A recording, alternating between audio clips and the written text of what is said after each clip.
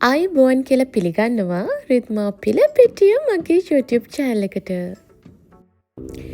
රොෂාන් අයියගේ අම්මා අපේ අතරින් වියෝ වෙලා අවුරුදු 3කුත් ගත වුණා. ඉතින් ඒ වෙනුවෙන් අපි වැඩිහිටි නිවාසයකට වියලි ආහාර ලබා දෙන්න ඕනි කියලා තීරණය කරා. ඉතින් මෙන්න මේ විදිහට ඒ නිවාසයට මොනවද අපි අරන් දෙන්නේ, තියාගෙන ගන්න පුළුවන් ආහාර මොනවද කියලා බලලා මම දැන් මේ ගන්නවා. රොෂාන් අයියත් ඇවිල්ලා ඉන්නේ. ඉතින් හාල්, ඒ වගේම හාල් මැස්සෝ, තේකොළ, මිරිස් කුඩු, සීනි, මේ වගේ අවශ්‍ය දේවල් තියෙනවනේ. අන්න ඒ දේවල් ටික ඉතින් මම දැන් මේ කල්පනා කරලා ගන්න ගමන්.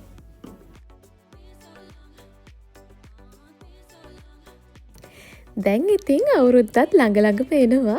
ඔයාලා අවුරුද්දට මොනවද කරන්න හිතන් ඉන්නේ? ඉතින් shopping කරාද? ඇඳුම් ගත්තද? අවුරුද්දට ලකලැස්ති වෙනවද? කියලා කමෙන්ට් එකකුත් තියන්න ඉතින් නේද? අපි හැමෝම ආසයිනේ අවුරුද්ද එනකොට. පොඩි කාලේ ඉඳන්ම අපි අවුරුද්දක් එනවා කියනකොට ඉතින් හරිය සතුටින් ඉන්නවනේ. ටිකක් ලොකු වෙනකොට ඒක ලොකුම අර පොඩි කාලේ තරම්ම අපිට දැනුන්නේ නැති වුණාට හැබැයි අවුරුදු කාලේ එනකොට අපි හැමෝම ආසයිනේ.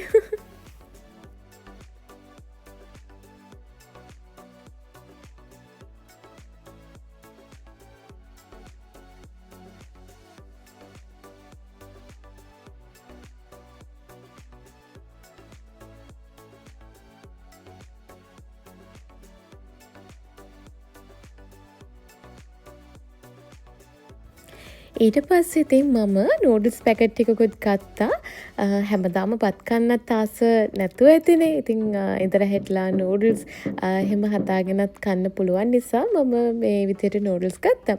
ඉතින් මේ නිවාසය ගැන කියනවා නම් මම ඔයාලට contact number එක මේ වීඩියෝ එකේ එකතු කරන්නම්. ඒ වගේම හරිම පිළිවෙලට පිළිසිඳුවට ලස්සනට තියෙන තැනක්. වැඩිහිටියන් 10 දෙනෙක් තමයි ඉන්නේ. ඉතින් ගොඩාරියක් වෙලාවට දාන ලැබුණ නැත්තම් යාළම තමයි උදේට දවල්ට රැයට පිරිසිදුට උයාගෙන ආහාර ගන්න. ඉතින් ඒ නිසා මං හිතුවා අපි කෑම වේලක් දානයක් විදිහට දෙනවටත් වඩා මේ වගේ වියලි ආහාර ටිකක් ලබා දුන්නොත් දවස් කීපයක් විතර ඔවුන්ට මේක හදාගන්න පුළුවන්. ඉතින් ඒකත් පහසුවක් කියලා හිතලා තමයි මම මේ විදිහට කරන්න තීරණය කළේ.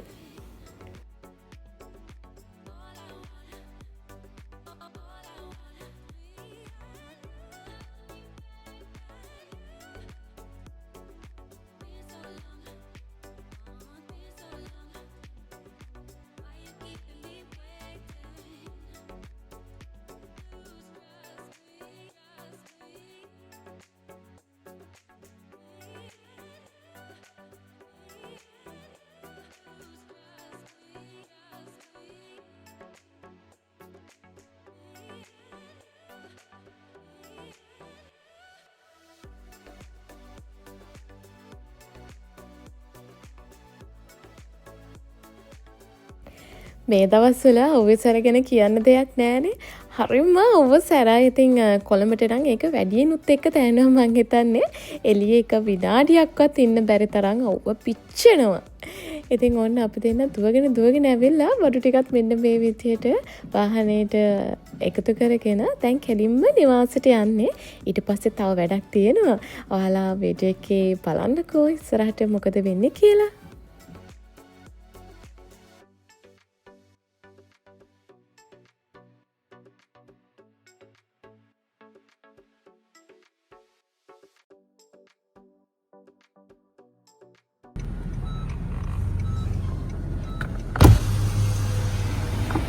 මට බැරි වෙච්ච හින්දා ඔන්න යනවා කියලා. කම්බියවන්න එක්කනේ. කම්බිය දැක්කේ යා ඇතුළේ නම් ඒක දැකලා තියෙනවා.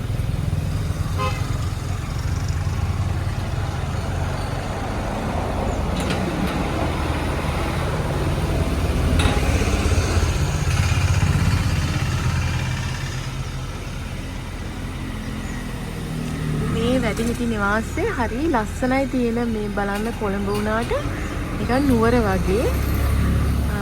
මං ආසම නුවරටනේ ලංකාවේ. ඉතින් මට සාමාන්‍ය මෙන්න මෙහෙම ගස් කොළන් තියෙන නිවිච්ච තැනක් දැක්ක ගමන් මට මතක් වෙන්නේ නුවර. ඉතින් මේ බලන්න මෙච්චර ජනාකීර්ණ පැත්තක මෙන්න මේ වගේ වැඩිහිටි නිවාසයක් තියෙනවා කියද්දි හරි ලස්සනයි. මෙතනට එනකොට නිකන් හිත නිවෙනවා. නුවර වගේනේ. නාසයි නුවරට. ඉස්සරණ වැඩිහිටි නිවාසයේ රුක්මලේ පාර. ඉතින් ඔන්න දැන් අපි වැඩිහිටි නිවාසයට ආවා. බලන්න වටේම ගස් කොළන් තියෙනවා. හරිම ලස්සනයි, හිත නිවෙනවා. ඉතින් අපි පුළුවන් තරම් අපේ ගෙවත්තේ වටපිටා වුණත් ගස් වලින් අපිට පුළුවන් ලස්සන කරගන්න, සිසිලසක් ලබා ගන්න ගස් කපන්න නෙමෙයි, පුළුවන් තරම් ගස් වවන්න. මට ඒකත් කියන්න කියලා හිතුණා. මොකද එක ගසක් කපනවා නම් ගස් 10ක්වත් ඒ වෙනුවෙන් හිටවන්න, පැල කරන්න අමතක කරන්න එපා.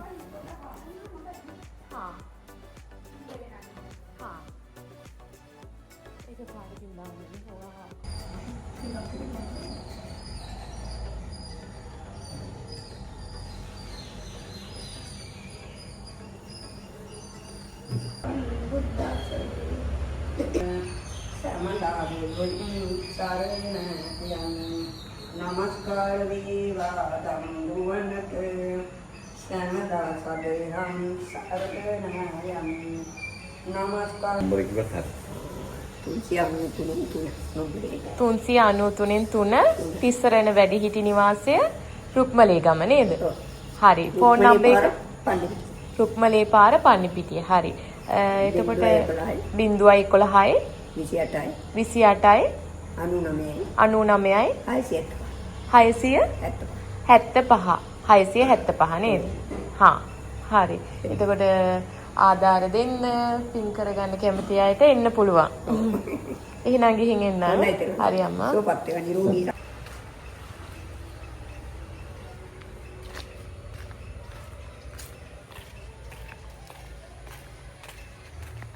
මල් එහෙම හදලා තියෙන ලස්සනට වේ. චුට්ටක්.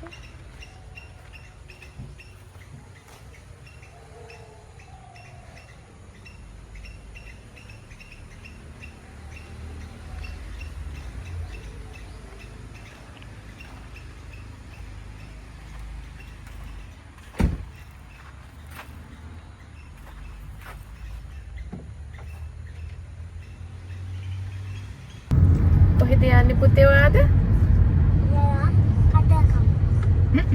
කතරගම.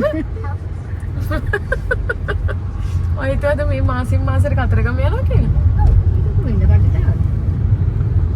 අද අපි යන්නේ කොහෙද කියන්නේ පුතේ? සෙල්ල කතරගම මුළුවේ පාර.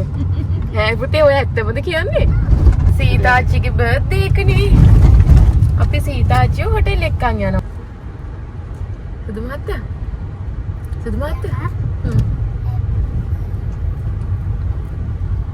සීතාච්චිගේ මොකටද යන්නේ?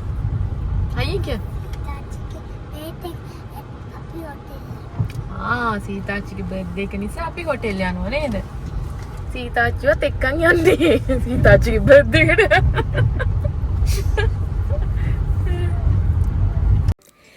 ඉතින් සීතාච්චිගේ බර්ත්ඩේ එක තිබුණා. ඒ නිසා අපි සීතාච්චිව ලන්ච් වලට එක්කන් යන්න ඕනි කියලා හිතුවා. මොකද අපි දෙන්නම ටිකක් කාර්යබහුල රොෂාන් අයියටම මේ ටිකේ ඇත්තටම අල්ල ගන්නත් අමාරුයි. අපිට ලැබිච්ච වෙලාවෙ ඉක්මනටම අපි මේ විදිහට ආවා. ඉතින් එයා ගොඩක් සතුටු වුණා. ඇත්තටම එහෙම දෙයක් කරපු එක ගැනත්. ඉතින් මෙන්න මේ විදිහට අපි ආව ලන්ච් ගන්න. මට ඔයාලට කියන්න බැරුණා. ඉතින් කොටාරියක් දෙනෙක් අහනවා මම දන්නවා. අනිවාර්යෙන් මේ වීඩියෝ එකටත් කමෙන්ට් කරා. ඒ නිසාම තමයි හැමෝටම ඒ ගැන කියන්න බැරි නිසා ඔන්න මම පොදුවේ කියනවා. සමහරක් අය දන්නවා සීතාච්චි කියන්නේ කවුද කියලා අහනවා. ඉතින් නෑදෑ වෙන කෙනෙක්ද කොහොමද කියලා විස්තර කොටාරියක් අහලා තිබුණා. සීතාච්චි කියන්නේ නෑදෑයෙක් නෙවෙයි. නමුත් නෑදෑයෙක් වගේ තමයි ඉතින් ඉන්නේ. මම මේ විදිහට තමයි ඇයට සලකන්නේ බලන්නේ. ඉතින් සීතාච්චි ඉන්නේ අපි රාහුල් පුතාව මාව බලාගන්න තමයි. මොකද රොෂානත් ගොඩක් කාර්යබහුලයිනේ. ඉතින් අපිට ඒ නිසා ඉතින් කවුරු හරි ඉන්න ඕනේ. ඉතින් අම්මත් නැහැ අපි ළඟ. ඉතින් ඒ නිසා තමයි සීතා අච්චිව අපි ගෙන්න ගත්තේ. යාත් අපිත් එක්ක ඉන්නේ. අන්න ඕක තමයි උත්තරේ. ඉතින් සීතාච්චි වෙජිටේරියන් කෙනෙක්. ඉතින් ඒ නිසා එයාට කන්න පුළුවන් කෑම ජාති ටිකක් අඩුයි. ස්වල්පයයි හොටෙල් එකකට ගිහිල්ලා ගන්න තියෙන. ඉතින් ඒ නිසාම අපි ඉන්දියන් රෙස්ටුරන්ට් එකට මේ විදියට ආවා.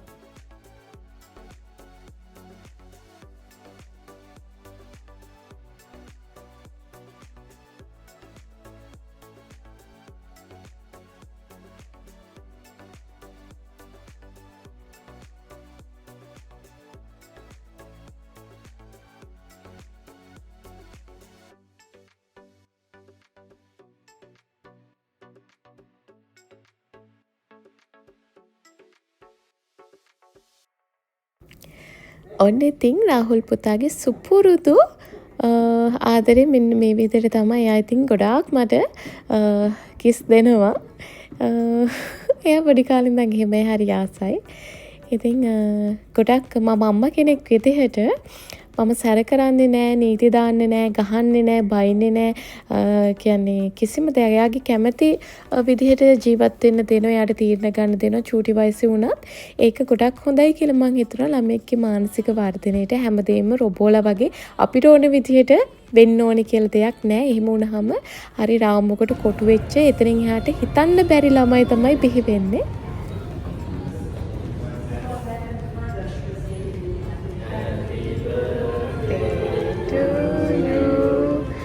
Happy birthday to you. Happy birthday, dear Sitaji. Happy birthday to you.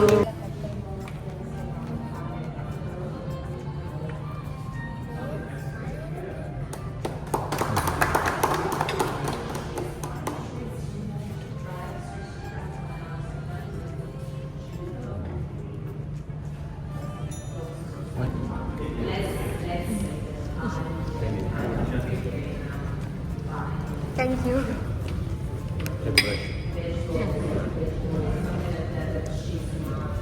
Rahul කනවා. දෙන්න ආච්චිට.